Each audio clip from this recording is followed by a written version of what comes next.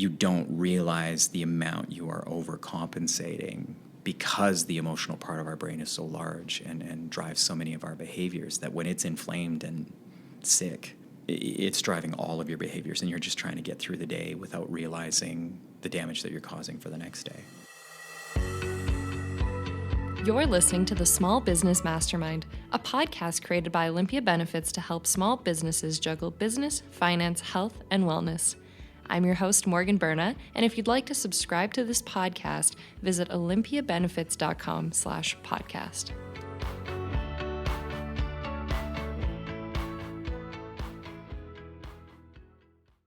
Did you know that up to 86% of employees are currently disengaged, and that 72% of companies fail within their first decade due to engagement issues? Yet, by getting one more fully engaged day per month, businesses can see a 3% increase in their revenue. It sounds simple enough, right? But how can you actually get more engagement out of yourself and your team when you're already stretched so thin? By every external metric, we had this really successful business, but we were unhappy. Shane Wallace of Culturesmith is joining us in studio today to answer those exact questions and to help explain the link between engagement and emotional intelligence. He'll also share his secret for leaving a productive workday feeling even better than when you arrived. This is a really great episode, and I know you're going to get a lot out of it, so please enjoy, and I will be checking back in with you again at the end of the episode.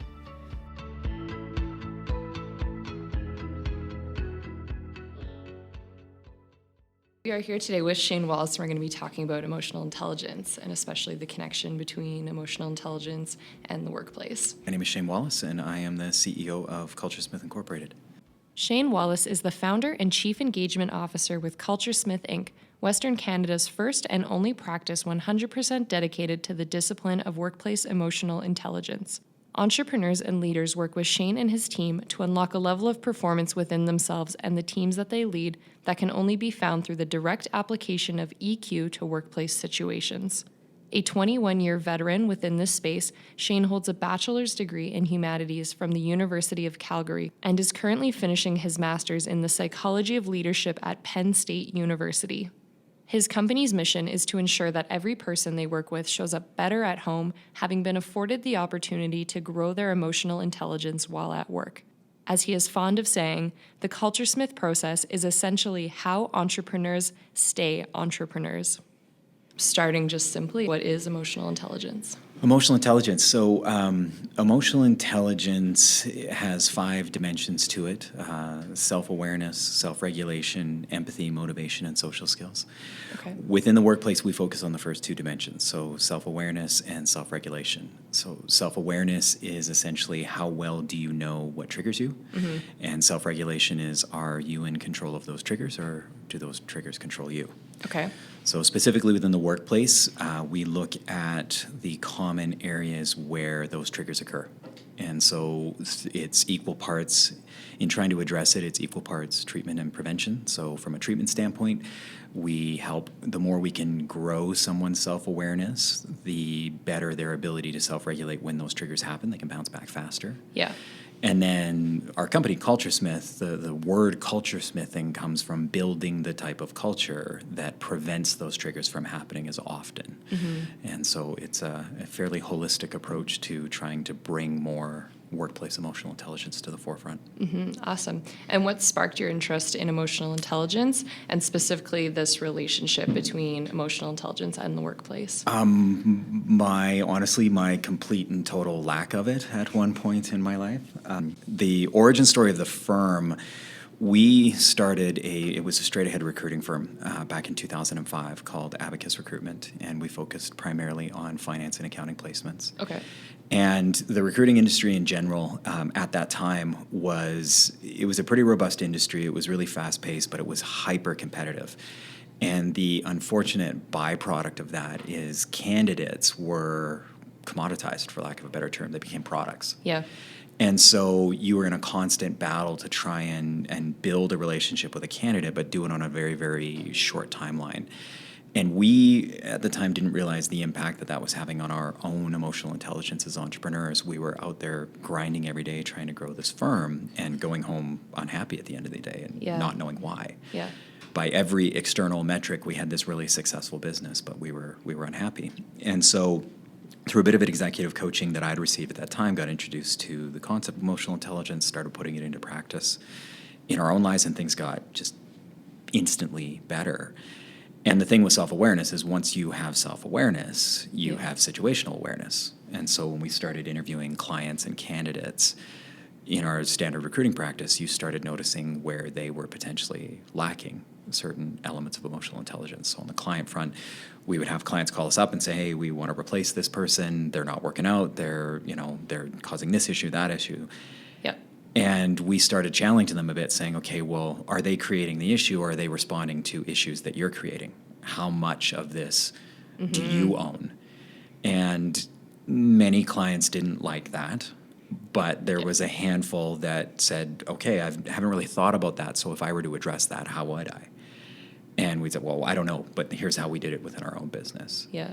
And then on the candidate side, it was when we're unhappy at work, we're just unhappy. We spend so many hours a day at work that so many candidates were coming through to us saying, I'm unhappy, I need to switch my job. And we would just break that statement up for them, say, okay, well, there's two issues there. One is you're unhappy. Yeah. The other is you may need to switch your job. Let's work on the happy first. And if we get happy fixed and you still want to switch jobs, then we know it's authentic. But if we don't do that, the worst thing we could do is try and get you a new job when you're in this current state. Yeah. And so honestly, it started as just sort of a value add. We never thought it was ever going to be a business. And then we were helped by the downturn. So when the downturn came through and the recruiting business took a pretty sizable hit as a result, companies weren't paying fees to hire anymore. We really didn't have... business. Yeah. We started looking into the abyss a bit and saying, like, what could we do here? And we're like, well, people seem to really be responding to this. Like, what if we actually turned it into a business? Mm-hmm. And so I took a 6-month working sabbatical. My partner, Tony, stepped up and started running the day-to-day functions of the recruiting business and went out and hired a bunch of IO psychologists and experts and sort of cobbled together this Frankenstein monster of a system that we had been using ourselves, but said, okay, how could we potentially commercialize this? And within 3 months, we had reincorporated the company as Culture Smith and haven't looked back, and that was 6-7 years ago. So. Yeah. I want to go back to a point you had made about, as a business owner, not noticing that it might be you and not the employee that's the fit. Have you ever had that experience? 100%. And the problem with having low EQ is, again, the first element of EQ is self-awareness. So you're not aware that there's a problem, and you're not aware that you are the problem. Yeah. And in my story is not unlike many of the clients that I've worked with, in that it was a really painful, rude awakening when it comes to it, where there were just a lot of really sort of, in all honesty, like just bad behaviors that were justified, rationalized over time, because you don't realize the amount you are overcompensating, because the emotional part of our brain is so large and drives so many of our behaviors, that when it's inflamed and sick, it's driving all of your behaviors, and you're just trying to get through the day without realizing the damage that you're causing for the next day. Yeah. Yeah. What made you start focusing on this connection between emotional intelligence and culture? They're both two terms that I feel like these days are being almost used as buzzwords. Very much so. And so I'd like to hear where that actually came up to you as the connection, and maybe clarify for people how those two things work it together. was so it was a client who had, when we first started working on the EQ work that we were doing, at that time it was 100% just we were speccing it into the hiring process. Mm-hmm. So how do we increase just the self-awareness in a candidate so that they're making better decisions as to whether or not they should be accepting this role?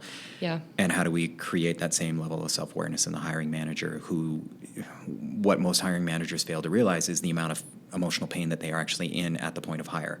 Like, nobody ever hires on purpose. Yeah. Right? We wait until the chair is open and the work's piled up, and it's just the need to get it off our plate drives the hiring decision, which is why there's so many poor hires. Like Career Builder did a study last year that showed that 96% of hiring managers admit to making at least one poor hire per year.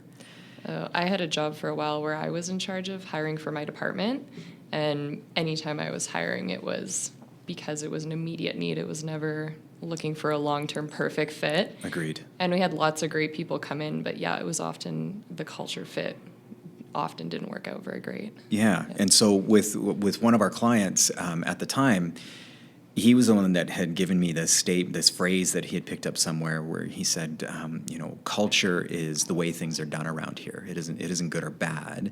It's just this is the way things are done around here. Where engagement is how you feel about the way things are done around here. And as soon as he said feel, that just kind of triggered, okay, the connection between emotion. And so at the time, we had been researching a lot of the environmental factors that go into whether or not somebody has a high level of EQ at the time. Because EQ is like a muscle in that you can develop. It's the only element of human personality that you can actually learn and grow and develop. But no different than a muscle. So you can grow your muscle to be stronger. You can grow stronger EQ, but it can also become fatigued. Yeah. And so there's this concept known as ego depletion, which basically states that we have this reservoir of mental energy to draw from on a daily basis. And when it's gone, it's gone. And so if you spend a tremendous amount of time leveraging willpower to go through and try and make it through your day, by the time your day is over, you're just a burnt out shell of yourself. Yeah. And so when we start, and your ability to then be aware and self-regulate diminishes. And so we started looking at, okay, well, if we can control these environmental factors, if we can basically start building a healthier culture that doesn't tax people as much, when we are asking them to show compassion to their fellow employee by respecting the different behavioral types and practicing emotional intelligence, it's almost disingenuous for us to ask them to do that if we're not creating the type of environment that allows them to do it. Yeah, oh, absolutely. So backing it up a little bit, what are some signs of perhaps that ego depletion or the lack of emotional intelligence? And on the opposite spectrum, what would healthy emotional intelligence look like in the workplace? It's a great question. So the sort of blanket one is going to be, defensiveness is a big one. If you look at the word defensiveness, you are trying to defend something. So when somebody is perceiving that they are under a certain amount of attack, they're going to respond in kind. Ultimately, there's no one universal way to do it. It really comes down to, we use the 4-color behavioral system to determine somebody's behavioral bias. And so it ultimately comes down to that. So, for example, I'm a yellow. Yellows hold what is called the credibility bias. So when I'm in a low state of EQ, somebody asking me a simple question registers in my brain as a personal attack. So if somebody's just seeking information and I'm going through ego depletion, that question feels like they're questioning me. They're not just gathering information. They actually don't believe me. And so the defensiveness will come out. Where conversely, somebody who is green, for example, holds a connection bias. They are the quintessential people. When they're triggered, they actually regress, right? They'll actually they'll give you the cold shoulder because they seek connection. So when they're triggered, they will rob you of connection, assuming that they are causing you pain. And the problem is, so they'll go sit in their office and be super, super quiet the whole time wondering, why is nobody coming and checking on me? Where a lot of leaders have the red profile, where if you're out of a red's way, they just assume there's no problem. They're super results-oriented and driven. They're oblivious to the fact that there's even an issue. And they tend to learn about it in an exit interview when this person says, well, I'm out. Yeah. Right. Do you want to go over the colors quickly, just Sure. to give some context here? Yeah. So again, there's 4, and it's based off Jungian psychology, and so there's anybody that's ever taken a quote unquote personality test. One of the things with that is there's a distinction to be made between a personality test and a behavioral assessment, and most things that get, like Myers-Briggs and DISC and Insights, that get marketed and packaged as personality tests are in essence behavioral assessments. The distinction to be made there is that a behavior is just a hard-coded set of preferences. Yeah. So when we determine somebody's behavioral color, we're adamant up front and letting them know, like, you are not your behavioral color. Like, this is a strong system of preferences. It doesn't mean you cannot adopt the traits of another color with enough self-awareness and enough self-regulation. I think that's important to know, because a lot of times we'll get caught up in these. I had a friend mention that she worked at a company where they did a type of personality test or behavioral assessment, I suppose, and afterwards employees started saying, oh, I can't do that, I'm this, that's not in my wheelhouse anymore. 100%. Or the other end of that spectrum, where people no longer trust them to do it. Yeah. I can't give this to you because you are this behavioral color. Or even worse, reds are very, very direct. So we'll go through a session and somebody say, oh, no, I actually get to yell at you now because I'm a red. It's who I am. Yeah. And so we want to be very, very clear. Like, we actually threw a marketing campaign out a couple of weeks ago to make the colors look like paint swatches that you'd find at a Home Depot, to show, like, there's different shades of these colors based on how aware you are of what behavioral color you are. Yeah. But simplistically, it comes down to, anybody that's listening right now can literally assess themselves by asking 2 questions. And it's level of cognition and level of communication. So cognition comes down to how you think and what you use to think with. Do you use your brain or do you use your gut? So what we would call thinkers are very cerebral and very data-driven, and they need a lot of facts and figures before they feel comfortable pulling the trigger on something, where feelers are more emotional with their thought processes. They tend to pull the trigger faster. They're more instinctive. And as we joke when we do these sessions live, if anybody that's listening is debating as to whether or not they're a feeler or a thinker, it indicates they're a thinker because we haven't given them enough information, and so they're struggling to make the decision. The second variable is communication, which comes down to whether or not somebody is a speaker or a listener. And this one can sometimes be a little bit trickier because of social shaming, really. It doesn't matter whether you are a speaker or a listener. The bulk of the feedback you've received over the course of your life is to be the opposite. Oh, absolutely. And so speakers, the litmus test is, how often do you get the urge to interrupt? So you may not be interrupting because you've been told not to interrupt, but you're kind of screaming inside to throw your 2 cents in. If you feel that pull often, you're a speaker. If the opposite is true, you're more of a listener. So it breaks out into a grid, a quadrant. In the top left-hand corner would be those that are feelers and speakers, which would be yellows. That's what I am. Over to the right would be those that are feelers and listeners. They would be the greens. In the bottom right-hand quadrant would be your thinkers and listeners. They would be blues. And then the bottom left-hand would be the speaker thinkers, which are reds. So once you've done these assessments, would that shape into how you're doing the hiring for a company?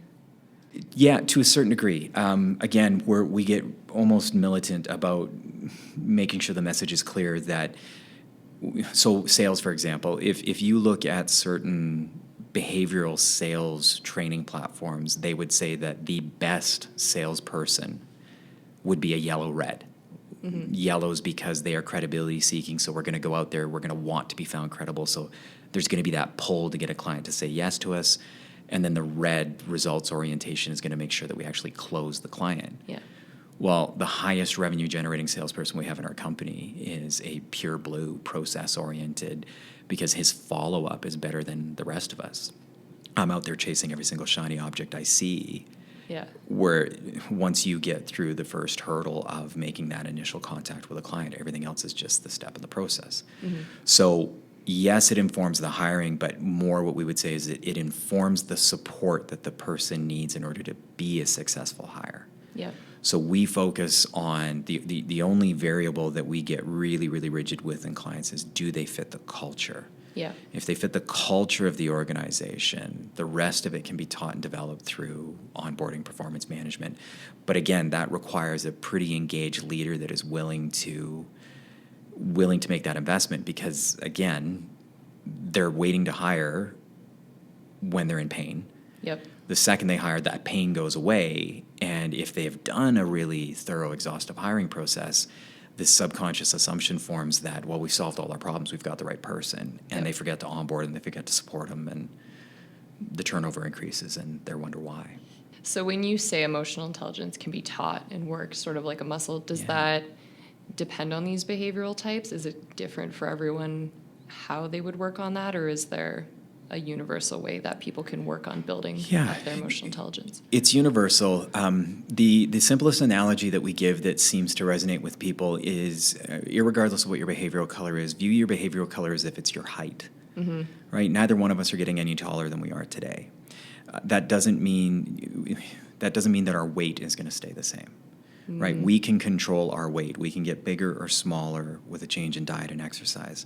It's the same thing with emotional intelligence. So I will never be anything other than a yellow. Yeah. I can learn how to mitigate the liabilities associated with my yellow and how to maximize the assets associated with my yellow through the practice of emotional intelligence, through becoming more self-aware, knowing what it is that triggers a yellow, and knowing that those situations can be engineered. So for example, many yellows are viewed as chronic procrastinators. And it comes down to, and if there's any entrepreneurs that are listening to this, many entrepreneurs fall within the yellow spectrum within the color system. Mm-hmm. And they're not really procrastinators. We lack a certain amount of intrinsic motivation. And so what we're essentially doing is outsourcing our motivation to pressure. Is we will procrastinate to build up the pressure because we always perform under the pressure, and we perform best under the pressure. And so because our best work comes from pressure, again, without being self-aware, we will just subconsciously create as much pressure as possible to get as much performance as possible, which was my story. When I say our firm was successful by every measure, it just came at a massive emotional cost that I wasn't aware of. Mm-hmm. Something that we had chatted about on our call before we recorded here was looking at the workday as a workout, in a sense. Yeah. Can you elaborate on that? For sure. So if we're using this analogy of emotional intelligence being a muscle that you can grow, this is where our concept of workplace emotional intelligence came in. So when we look at the mission statement and the purpose of CultureSmith, we say it is to have every single person that we work with show up better at home, having leveraged emotional intelligence while at work. Because when we enter the workplace, we're surrounded by a lot of really smart people, and we're solving really cool problems. And so to leverage that, to use that as a workout, so that we're peaking at 5-6 o'clock when we get home, as opposed to being in an environment or not having the tools, so that ego depletion takes over and we become more and more burnt out over the course of the day. Because when that happens and we walk through the door at the end of the night, our guard is down, and we will take it out on those that we are closest to because we think we can. And it just creates a vicious cycle. In fact, the app that we're developing, we're calling Spiral for that very reason, is we're trying to disrupt that downward spiral that is created. Perfect name. Yeah, thank you. And it comes back to, I was giving a talk a few weeks ago leading up to the Super Bowl on how the NFL gets it right. Because if you think of the average NFL player is paid to practice more than they're paid to play, right? They play 16 games a year, but there's a half a dozen practices for every game. And so the question I put to the crowd is, are you being paid to practice as much as you're being paid to play? And everybody said no. I said, well, you are if you recognize that game day isn't at work. Game day is when you walk through the door at night. And so if you actually treat the workplace as the full contact padded practice that it's meant to be, and go through the reps and use emotional intelligence and the techniques that you can learn to solve really cool problems at work, the best version of you, the well-practiced version of you, could be the one walking through the door at the end of the day. And that's really what we're trying to do. I think the comments about self-awareness really hit me, because sometimes we get in our own heads and we see our day. So we know that, we got up, we went to work, we did so much there, we were talking to all these people, and then we go home and it's almost just a continuation. you're continuing your day, not realizing that that's the first interaction you're having with maybe your partner, your spouse, so on. That's the first they're seeing of you. So if you are showing up and you're not really self-aware of how you're acting there, I can see that spiraling out, per Well, se. it is. Yeah. One of the things that we do, we've only had a handful of clients actually agree to do this, but we do it. I have my kids do 360 reviews on me, and so because they're a great source of feedback. Yeah. And there was a situation a few years ago where my middle daughter, so it's really simple because they're kids. I don't expect them to fill out a 20-page assessment, but we give them 3 questions. I say, start, stop, continue. What am I not doing as your dad that you want me to start doing? What am I doing as your dad you want me to stop doing? And what am I doing as your dad you want me to continue doing? And by no means are they going to get everything on their list, but it at least facilitates a discussion. Yeah. And one of my daughters, who's also a yellow, her under the stop column, her feedback was, I need you to stop lying to me when you tell me that my art looks really good. And I said, okay. And she says, you don't do it all the time, but I can tell when you do it. And I said, okay, well, what's the difference? Like, tell me. And she said, well, when you like what I've made, you'll ask me a lot of questions about it. You'll ask me why I chose certain colors, why I went with crayon instead of paint, why I went on paper instead of canvas. Yeah. Or if you don't like it, you'll say, oh, that looks really good, sweetie, and then you'll go do something else. And I said, okay, Ash, like, that's not me liking or not liking your art. That's me being present or not being present. Yeah. And so I took that to the office the next day, and I said, okay, guys, like, I'm not showing up present at a time when I need to. So we got to reverse engineer this. What's contributing to that? How is it that this is showing up with enough regularity that I gave her one thing to get me to stop doing, and this is the thing she chose? Yeah. This has to be real. And it led to that 360 review that my daughter gave me led to a material redesign of my role, which led to a material redesign of our firm. Wow. How can business owners become more conscious of their emotional intelligence if they're not getting that feedback at this point? Yeah. Is that something where you'd suggest going and talking to your team, doing a review? Is it something internal you do? Yeah, all of that. Well, yeah, I mean, you've already identified it, which is feedback. I mean, in the early going, it's really hard to grow self-awareness without appropriate feedback. Mm-hmm. And the challenge with entrepreneurs specifically, it's interesting. There was a study that was done a few years ago by Inc. magazine, and they said that 72% of entrepreneurs will develop some form of mental health problem, relative to 7% of the general population. And they were saying, clearly entrepreneurship is super stressful because it's creating all of these issues. Yeah. And one of the psychologists that they consulted with challenged, and they said, no, we think you have it backwards. It's actually more akin to the fact that those prone to mental health issues are attracted to entrepreneurship. Mm-hmm. And so when you start running a business, there's no shortage of things to go and chase and try and gain self-validation. And unfortunately, when we're doing that, we're making very, very short-sighted decisions. And the entrepreneurs that tend to have the most success with our system in the early going are actually the ones that have experienced the most failure. Because the ones that have had a lot of success have no shortage of data to go and look and say, well, I'm a rock star. Like, things could be better, but I'm doing awesome. Like look at all of this. Mm-hmm. And they're miserable. And so we'll start saying, okay, well, have you ever had a 360? What does your team actually think of you?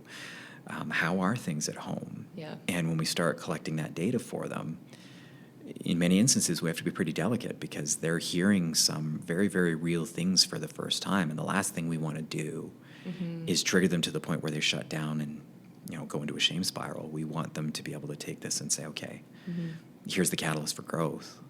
It sounds like it's getting people to move past seeing feedback as this negative personal attack. Oh, it's a gift. And seeing it as, a gift, something that you can actually work off of. Yeah. And it's something that's going to help you improve your day-to-day life.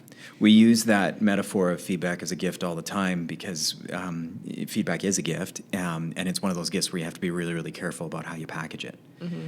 Right? If you make the packaging so pretty in the sense that you are varnishing the feedback so that you're not going to trigger them. You're not really giving them authentic feedback. The packaging is so pretty they don't want to open the gift. Where if you just give them unvarnished truth, right, you are packaging that feedback in such a blunt way that they can't actually absorb the feedback because they're so triggered by it. Yeah.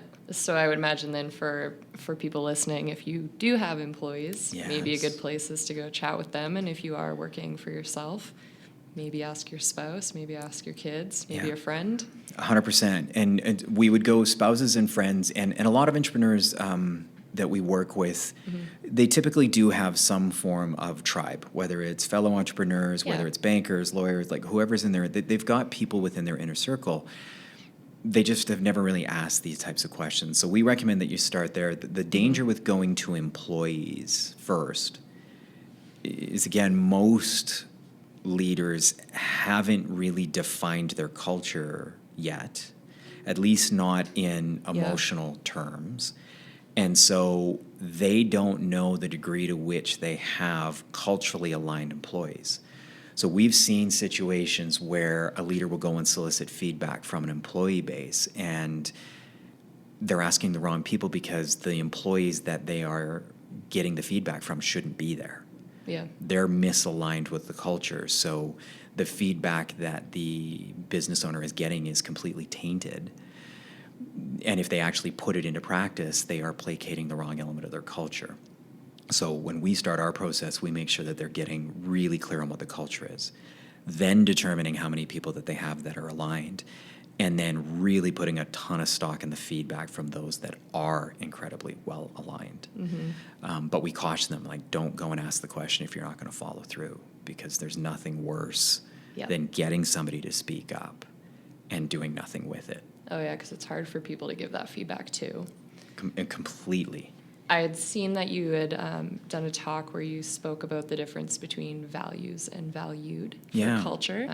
How could that tie into this, where a company is establishing what their culture is? Most people put a couple words up on the board and say that's what it is. Yeah. Are we choosing the right words typically? Are we looking in the right direction? Rarely, if all. So we ask clients to make six mindset shifts over the period of about a year in order to authentically bring emotional intelligence to the forefront of their business. And the first shift that we ask them to make is to go from having values to becoming truly values-led. And they can't do that unless they have fundamentally authentic values. So we actually did a multi-year study on and uncovered the 4 fundamental flaws that exist within most core value statements that lead to values not being followed by a leader or the rest of their organization. And this is where the whole valued over values comes in, values over valued is the majority of the words that organizations were coming up with were, as you say, they had a facilitation that was either run by a consultant or a friend, and they came up with a lot of really great sounding words. Yeah. They look really pretty on the website. They conceivably think that, well, if a client ever saw these words, they would think we're a good company. Yep. But they came up with things that are of value as opposed to values. So I value my winter jacket today more than I'm going to value it in July. Yep. So there were so many of these value statements that were a house of cards and weren't really contributing to anything. And so what we did was went through and hired a bunch of experts to help us come up with basically a master list of values, of universal beliefs that we're actually going to lean on when the going gets tough. And then we just put them through our system where we broke them into the 4 colors and all of these different things and created a set of guardrails. Like one of the things that people fail to realize is it's not easy to live your values. It's difficult because they are principles. They when they are tested, it is super easy to abandon them. And a lot of leaders think, oh, we've got these values. This is great. This is going to be the rallying cry. And it's like, no, this is going to point out what you have to do. Yeah. And the second our brain is met with something that we have to do, it's automatically going to go seek something that we want to do instead. Yeah. Could you give an example of one that you use at Culturesmith? Yeah. So with a prime example, when we build values for an organization, we actually build two sets of values. We build what are known as functional values. So these are the good behaviors that will increase the functionality of the culture. But we also build what are known as frictional values, which is these are the good behaviors that will lead to bad outcomes. So it's easy to eliminate bad behavior that we don't want. We don't want to hire lazy people. We don't want to hire rude people. We don't want to hire indignant people. But I'll give you an example from ours. So one of our functional values is dependability. So whenever we are doing something from a relationship standpoint, whether internally or with a client, we have to live the value of dependability. Yep. The counter to that is loyalty. So loyalty is a frictional value within our company, which essentially means we eradicate loyalty from within our culture. Which sounds very counterintuitive. It does. If we went out and we polled 1,000 people and just asked them, is loyalty a good thing? The vast majority of them would say yes, even if they were neutral towards the concept of loyalty. Mm-hmm. But I'll give you an example of it in play. So somebody that is driven, it comes down to a choice. So if I were to give you two choices right now, I'm going to give you $50 cash, or I'm going to take out a lighter and I'm going to hold the flame to your forearm for 30 seconds. Which do you choose? The cash. The cash, right? If we asked everybody that question, outside of the odd contrarian or masochist, everybody is taking the cash. Yeah. Now, the problem with that is whenever we have a clearly good versus a clearly bad outcome, it's the rational part of our brain that makes that decision. Well, the definition of employee engagement is the emotional connection that an employee has to their company's goals and objectives. So what we're trying to do is create the emotional contrast, not the choice between good and bad. What is the choice between good and good? Yeah. So when I'm faced with, I can either be dependable here or I can be loyal here. The people that are going to thrive in my culture are the ones that automatically choose dependability. So if I give you that same $50, you can have $50, or you can have unlimited time with your best friend, or you can have an unlimited amount of your favorite food, or you can spend an unlimited amount of time doing your favorite thing. Is the money automatically going to win? That's tough. Right? Yeah.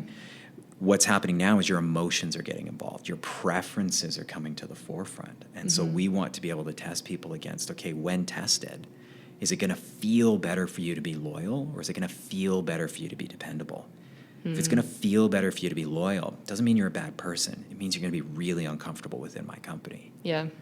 And it would be different for every company. 100%. Yeah. Like, we don't have a single client on our roster that has loyalty as a frictional value. We're the only one. That's interesting. What shifts have you started to see in companies you've worked with once they start working on this emotional intelligence and their overall self-awareness? Sure. So I'll break that into two. So there's the hard gains. And so there's three that tend to show up right away. Absenteeism drops dramatically. Turnover drops dramatically, and productivity increases dramatically. So all three of those are going to impact the bottom line. There was a sort of a landmark study done about 10 years ago called the McLeod Report that tried to quantify the financial impact of engagement on a workplace culture. And the numbers that came out of that is for every $10,000 in salary paid to a disengaged employee, they create an additional $3,400 in waste. Wow. And so, and then 85% of employees would be registered as at least moderately disengaged. Yeah. Now, the problem with it is it's death by 1,000 cuts, because the business owners don't receive an itemized invoice with all of these costs on it.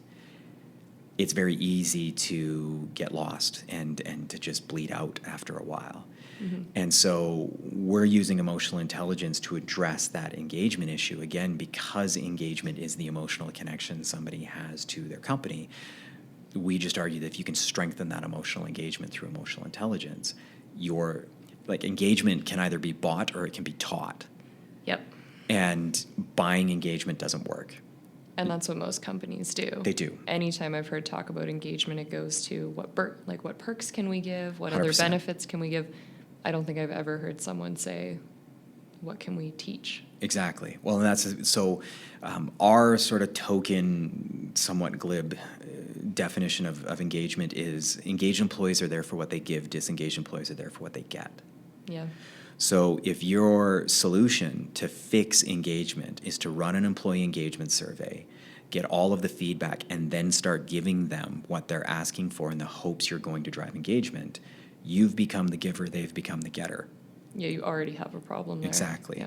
Where if you can actually figure out what makes them tick, if you can actually figure out how to make them happier by teaching them how to be happy, you are getting the corresponding benefit of increased productivity, of increased engagement, of increased resourcefulness and innovation. All of these things that companies, leaders fly all over the continent going to conferences trying to figure out, well, how do we innovate? How do we come up with the next great widget? Yep. Stop emotionally beating the hell out of your people. Yeah. Right? Every great idea that you ever need is sitting in your office right now. Yeah. You're just systematically locking it within people's brains by trying to drive productivity out of them instead of trying to unlock engagement from within them. Do you do things like restructuring employees' tasks, changing around what might be traditionally done within their role? Yeah, actually, a really simple exercise that everybody listening can do without a ton of guidance. It's called Save, Send, System Support. Okay. And so essentially what ends up happening is you gather a team and you get everybody on that team to list every single thing they do on a daily basis.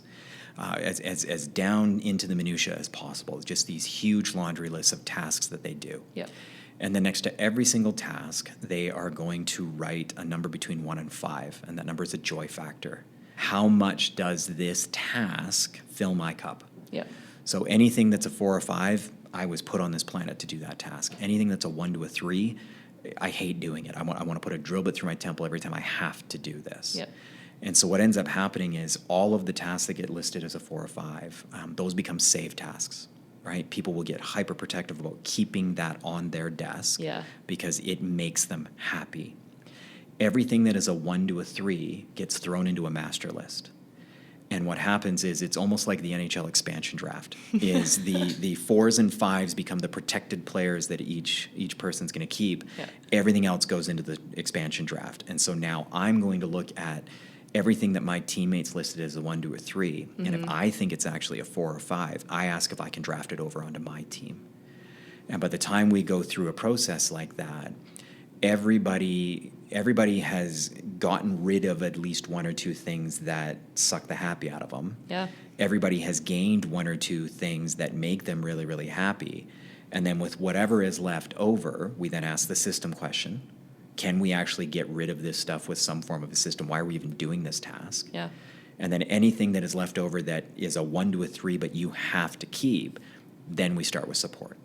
How do we boost your self-awareness and your self-regulation so that this task that feels really painful to you doesn't feel as painful over time? That's such a good way to look at it. I think that's a concept I've heard a lot I see a lot of blogs and articles writing about moving beyond just having a static role, knowing a little bit of different things in the company, but I haven't seen it broken down quite like that. Yeah. I feel like that almost be kind of a fun activity too. It's a lot of fun, and that's where what really unlocks it and makes it super effective is if you know the behavioral colors of everybody in the room, because you can start to see, and it's kind of critical that you do that in certain instances, because there are certain behavioral types that even if they don't like the task, they're not going to admit they don't like the task because their type dictates that they're not allowed to admit fault. Yeah. And so you do want to have a bit of facilitation there in the sense that you want to make sure that you're creating a safe enough space for them to rate something a 1. Oh, absolutely. Without fear of reprisal that, my boss is going to, get rid of me because I'm saying I don't like my job. That's not it. You mentioned in our call as well that employees should not be expected to leave their baggage at the door. Yeah. Can you explain what you mean by that? Yeah, it's based on the principle of psychological safety. And when we start talking about psychological safety, again, it's another concept that is a little bit buzzwordy right now. And the danger with any of these sort of buzzwordy trends, and we spoke of this on the phone, is they become really easy to dismiss. Yep. And psychological safety gets miscast as creating a super sanitized, super safe work environment where we're not really allowed to talk about anything for fear that we're going to trigger or offend someone. Yeah. And it's actually the exact opposite. Psychological safety is all about creating an environment where you can actually have healthy conflict. We're told to not bring certain issues at the door, but your brain doesn't know that. Your brain doesn't know how to leave it at the door. Yep. And so if you're asked to leave certain issues at the door, there's a program running in the background that is preventing you from engaging. And now I'm not saying that I'm encouraging companies to have people come in and air their dirty laundry and say, look, I'm really struggling with this issue at home and I need your help with it. Mm-hmm. What I'm saying is recognize that when a certain individual is going through a little bit of pain, acknowledging that pain and saying, hey, here's how I can help you with that pain by helping you absolutely kick ass at work today. Yeah. Right? I can't solve your issue. Yeah. But I can make sure that the happiest, most motivated, most productive version of you is here for whatever 6, 8, 9 hours that you're here. Mm-hmm. And I guarantee you that version of you is probably going to stand a better chance of going home and solving whatever your issue is. Where if I condemn you for bringing your emotions to work and make you feel even worse, you're not going to be productive. I, as your boss, am losing any form of productivity from you. I've probably encouraged you to activate your profile on LinkedIn. And an even more miserable version of you is going home and making whatever issue you're dealing with that much worse. That's a good point. I think we're quite afraid of emotions at work, or at least we're told to be. Yeah. So that's a good idea to leverage that and say, okay, what's this employee awesome at? Let's work on that today. Absolutely. And we just want it to come from a place of, again, another buzzwordy term, servant leadership.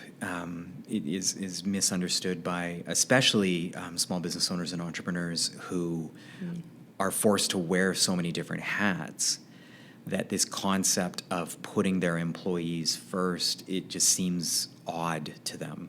Yeah. And in order to make it work, the owner needs to get really, really clear on what the business needs from the employee. Yeah. And once they can get really clear on that and articulate it to the employee and say, look, like this is what the company, if we picture the company as its own person, here's what this person needs from you. You are now a servant to the company, but I'm going to be a servant leader to you. I'm going to make sure that the runway is cleared and you are set up to deliver to your primary customer. Your primary customer just happens to be this company. It becomes symbiotic. Yeah. Everybody is getting what they need.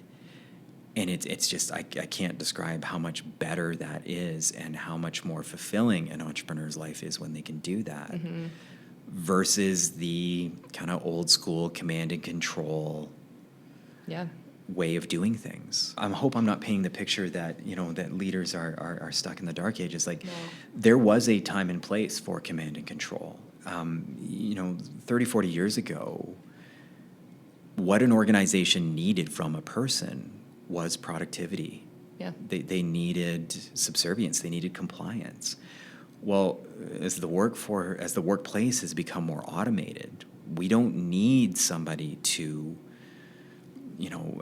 turn a rivet 1,000 times a day. Yeah. We've got a machine that will do that. What we need is them to be creative. What we need is for them to think, okay, how is our competition going to innovate and put us out of business? Well, I got to beat them to that. Well, the brain is not creative when it's under stress. Yep.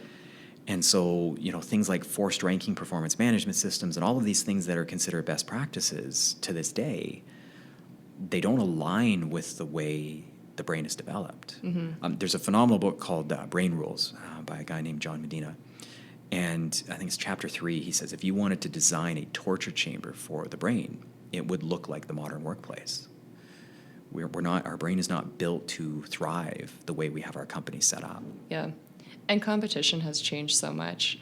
Agreed. You don't just compete with companies doing the same thing as you these days. You're competing with Netflix, you're competing with YouTube, you're competing with people's attention across the board. So innovation is extremely important. 100%. And it's very hard to be creative when you're forced to do something all day that just doesn't inspire you. Yeah. It's not in your wheelhouse. Yeah. Well, and understanding that innovation isn't a project. Yeah. You're not going to go innovate and create a product and you're done. Yeah. Like innovation is a mindset. You need to constantly be doing it. And again, that's just not going to happen. It's going to happen a whole lot easier when you are self-aware of your triggers, and it's going to happen a whole lot more effectively when you can self-regulate and you're in a brainstorming session and somebody starts critiquing your idea and you start getting your back up and you recognize, okay, no, this is just me. They're not attacking me. Yep. Yeah, They're why attacking am the I idea. feeling this way? Like we're trying it. Better that it gets vetted in this room before we take it to market. Where I've been in the room with countless leaders that will just shut that meeting down and not talk to anybody for a week. Yeah. Because they're offended over an honest question. I'm curious with the companies you've worked with, what differences have they seen in their recruiting before and after doing these exercises? Sure. So there's two. One is they will finally become comfortable being picky about who they hire. Yeah. So there's so many, especially smaller business owners or startups that have scaled to a certain point that are still subconsciously feeling a little bit insecure. They're so surprised that anyone would want to work for them that they literally will let anyone work for them. Yeah. Either that or the hero complex of, I know this person isn't going to be 100% fit, but I can fix them, I can mentor them, I can grow them, and it never works. Yep. So once their culture gets established and once they start seeing the benefits of EQ within the workplace, they become hyper protective of it, which is great. The second thing is they become better talent evaluators themselves. So one of the first things we do, aside from creating the benchmarks for clients that are going to enable them to spot the degree to which somebody is going to be a fit for their culture, is we work on confirmation bias. So because their brain is so triggered when they're hiring, because there is such a huge pull for the pain to go away by filling the chair, Yep. they will start to see assets within certain candidates that aren't there, that are phantoms. And so to get them to set aside their own bias in an interview and be able to just neutrally assess talent and set aside the sense of urgency to get the chair filled, Yeah. with the practicality of making sure that I want it to stay filled. Yeah. Those are probably the two biggest changes. I mean, the quantifiable is, again, reduction in turnover rates and increased employee engagement scores, all of those things. Because it's important to note from a hiring standpoint, so Forbes stated that 60% of all turnover within an organization stems from hiring poor people, and the majority of the turnover comes from having top talent exit because you've hired a poor fit and put them next to that person. Yes. It has nothing to do with hiring the poor person and having that poor person leave within the first 3 to 6 months. It comes from actually alienating the top performers that you have by not respecting them. Yeah, and the culture that you started. The culture that you've started, by making sure that you are protecting it every single time. Like the other end of that spectrum is literally, like we say to clients all the time, the goal is 1 + 1 = 3. We want you to hire somebody that is not only a great fit for the culture, but because they're such a great fit for the culture, they're actually unlocking potential of the people that you already have. Yeah, I've seen both scenarios in workplaces for sure. Yeah, comes to mind. So you're going to have easier hiring, you know what you're looking for, and then you're retaining people as well, it sounds like, as long as you keep hiring within your structure and within just being conscious of it and aware. Yeah, and keep hiring. Like now that you say that, that brings up another one is where this works really, really well when you can get the benchmarks in place and you know what you're looking for, is you will actually start proactively looking to high grade your team. Yeah. Right? You won't wait for the chair to be open. You will know. So we create these batteries of questions for leaders that we call cocktail questions because they're so conversational in nature that you could ask them at a cocktail party and not look out of place. And we're basically essentially teaching them to be interviewing everyone they meet all the time. Yeah. Doesn't mean that if they find somebody that is going to be a fit for the culture, they're going to hire them on the spot, but they are going to keep that mental Rolodex. They're going to stash that away so that when the need emerges, they know they've got somebody that's aligned that they could reach out to. And in many instances, they don't even hire the person. Sometimes these people become board members. They become clients. They become stakeholders. They become vendors. We use this construct of an A, B, C, or D player to determine the degree to which somebody is culturally aligned and has the competence for the role. Well, there is such a thing as an A, B, C, or D vendor. There is such a thing as an A, B, C, or D client. There is such a thing as an A, B, C, or D board member. Right? Culture needs to be that benchmark that you're measuring all stakeholders against. Yeah. I think of interviews I've been in, and the ones where the role's been the best fit for me is usually when during that interview we actually start coming up with new ideas and things we could be doing, and it just starts to flow.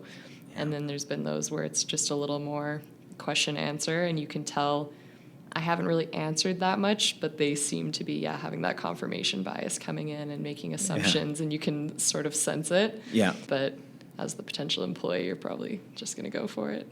Yeah, and that's just it. And then it's not thinking about it. And so we've been toying with this Skunk Works project for the past 3 years called Career Smith, which is basically taking the entire Culture Smith model and giving it a 180 and trying to find a way to scalably provide it to job seekers to be able to do that. Yeah. So how can you assess as a job seeker in an interview? How can you assess culture? How can you determine whether or not you're making the right move? There's so many candidates that we've interviewed throughout the years that they recognize that they've made the wrong move really, really early on. But then they're like, but I got to stay though, because if there's turnover on my resume, right, like my marketability is going to go down, and so I got to stick it out for the next 2 or 3 years. And you talk about ego depletion, they're just miserable. Yeah. There's a lot of assumption, I think, that the interviewer knows what they're looking for. So 100%. If they like you, they're the expert. Awesome. Yeah, they know I'm going to fit. Exactly. And I don't know a single client of mine that has ever been given formal interview training, that has ever gone through a process where they've been taught how to hire someone, yet they stake literally millions of dollars a year on their ability in 10 questions over a coffee. Yep. Right? There was one client that once upon a time that had created this experiment that was going to determine whether or not somebody was going to be a fit for his culture, where he would always run an interview in a restaurant, and it was a regular place for him, and so he had strong relationships with the wait staff, and he would intentionally get the waitress to treat the candidate rude.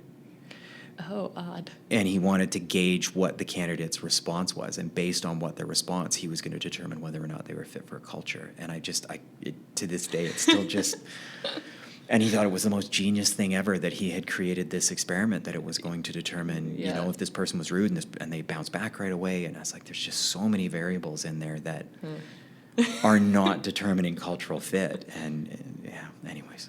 Could you give a little summary of what you can do for companies, where Culture Smith comes in, and maybe how people can get in touch with you if they're interested? Yeah, that sounds great. So there's sort of, I guess, four core buckets. So one would be culture transformation. So anybody that's listening that, this sounds like we're speaking directly to them, that they know that they love their company, but they're not sure why things aren't in proper alignment. Yeah. It's a process that we call cultural revelation, which is basically going in, making sure that your values are set up the right way, determining how many A, B, C, and D players you have, and giving everybody their behavioral colors, and just really getting the basics of emotional intelligence practically in the hands of everybody. Yeah. Beyond that, then there's 3 areas where once that foundation is set, that you're going to want to test it, or where it's going to fall apart, and those form the other 3 buckets of our business, which would be hiring support, performance management, leadership development.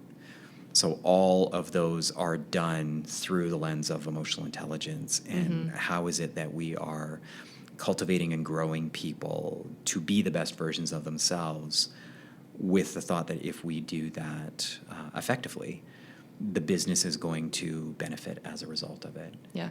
And then in terms of contact, the simplest way, our website, which is www.culturesmithinc.com.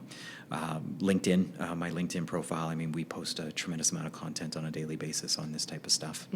And then my email is shane@culturesmith.ca. I want to say, too, I love your website. So if there's any fellow marketing nerds out there, go take a look. It's pretty great. I was showing it around the office. Okay, thank you. Is there anything that we haven't covered that you wanted to touch on? Or? No, just Yeah, I think the biggest thing, the biggest takeaway that you've kind of already addressed is a lot of the stuff that we've talked about today has kind of fallen into buzzword camp. Yep. And I hope that we've sort of cracked the veneer on that with this discussion, because anything that is going to get into the lexicon as a buzzword, there is a reason behind that. There's a lot of people with that need. But again, as long as it's not becoming too easy to dismiss, then I'm cool with it. But it's easier than people think. Yep. Let me rephrase. It's not as hard as people think. So if you look at the word hard in the dictionary, the opposite of hard is easy. The opposite of hard is also simple. Yep. This is simple. It is not easy. It's a lot of work. It's a lot of commitment. But it's not like, it can be demystified incredibly quickly. It is, again, like working a muscle, though. One trip to the gym is not getting it done. Yeah. You have to commit to the sets and reps each and every day in order to get the benefit. What we fundamentally help individuals and organizations do is behavioral change. And when you look at behavioral change happens at 3 levels. It happens at the outcome level, it happens at the system level, and it happens at the identity level. And anybody that's ever read Simon Sinek and the Golden Circle, just kind of picture those 3 rings similar to his Golden Circle. And the challenge is that most organizations and most people focus on the outcome level, right? So I want to lose 20 pounds. Well, it's actually the system that leads to the weight loss. The system of dieting and exercise is what creates the 20-pound weight loss. And so where the focus needs to be is on the system. But the real shift needs to happen at the identity level, where you need to see yourself as someone that can actually follow the system. Yeah. And so that's where, for example, I don't skip the gym. Now, I've had 5-minute workouts. Yeah. But I'm no longer focused on the outcome. I'm focused on the identity of being the person that follows the system every single day. And so if I skip the gym once, that's an accident. But if I skip the gym twice, that's actually the formation of a new system. Yeah. And so it's critical to just follow the system each and every day. And that's the only way that that's going to happen is if you make the system as simple as possible to follow. Yeah. And I think that's where this has been nice conversation. It's taking a term that is getting a little confusing out there and showing that it can be a system. It's not so complicated, but it can be. It just needs work and Agreed. And commitment. Perfect. Awesome. Well, thank you so much, Shane. Thank you. Great. Thank you so much for tuning into this episode of the Small Business Mastermind. I hope you enjoyed this chat with Shane and that you got something out of it that you can bring into your own workplace. If you are enjoying the Small Business Mastermind and you'd like to be notified when future episodes are made available, simply visit olympiabenefits.com/podcast. And on that page, you'll see a button at the top of the screen that says subscribe. When you click that, you'll just enter your email address and you will be notified when new episodes are posted. We have lots of awesome content coming up and I can't wait to share it with you. So until next time, have a great day and I'll talk to you soon.